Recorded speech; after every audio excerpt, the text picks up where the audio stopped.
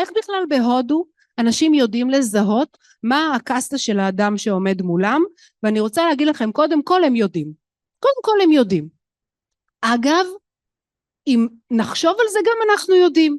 אצלנו, בקרבנו. מעמדות, אזור, אנחנו גם יכולים לדעת. אבל באופן כללי, קודם כל שם המשפחה מלמד המון. הייתה תנועה בהודו לפני כמה שנים טובות, שחבר'ה צעירים, משכילים, החליטו שהם מוחקים את שם המשפחה. זה חוקי אגב בהודו, להציג את עצמך רק עם שם פרטי, כדי להימנע מההשפלה הכרוכה אחר כך בזה שאתה משתייך למעמד הטמאים.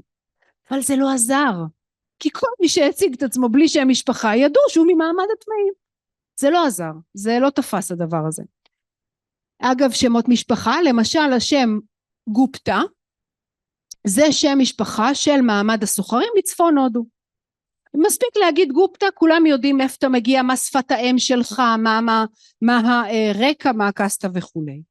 דבר נוסף שמלמד שייכות לקסטה, זה הנושא של תזונה. דיברתי על זה קודם, לא אוכלים עם כל אחד, מי שאוכל עם מישהו זה מצביע על מעמד, וברהמינים למשל יכולים לאכול רק אוכל שבושל על ידי ברהמינים. יש מסעדות שמחזיקות טבחים שנולדו לקסטה הגבוהה ביותר, הם לא משמשים בקודש, הם מבשלים במסעדות, אגב לא חייבים לשמש בקודש, פשוט רק הקבוצה הזו יכולה, של הברהמינים. עוד דרך לזהות את הקסטה של האדם, זה באיזו מידה, אם בכלל, הוא מכיר את הטקסטים הדתיים. זוכרים, זוכרות, מבנה פירמידלי, סיפרתי לכם שלושת המעמדות הגבוהים ביותר, הנולדים פעמיים. רק הם יכולים ללמוד את כתבי הקודש.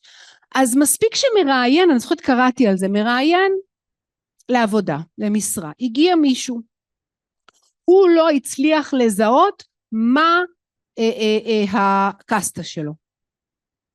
אז זה היה מאוד פשוט מה שהוא עשה.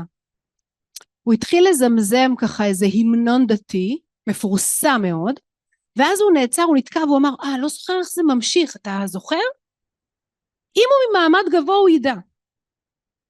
דרך אחרת, הגיע קולגה חדש למשרד לעבוד, חבר'ה לא ידעו לאיזה קסטה הוא משתייך, כי שמות לא תמיד מצביעים, תכף אני אדבר על זה, אז חלק בלתי נפרד ממעמדות הגבוהים שיכולים ללמוד את כתבי הקודש, זה החוט המקודש.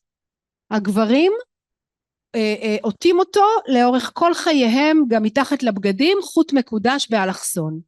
אז באו לעובד החדש במשרד ועשו לו ככה. מה נשמע? ואז אפשר להרגיש אם הוא משתייך למעמדות הגבוהים או לא משתייך.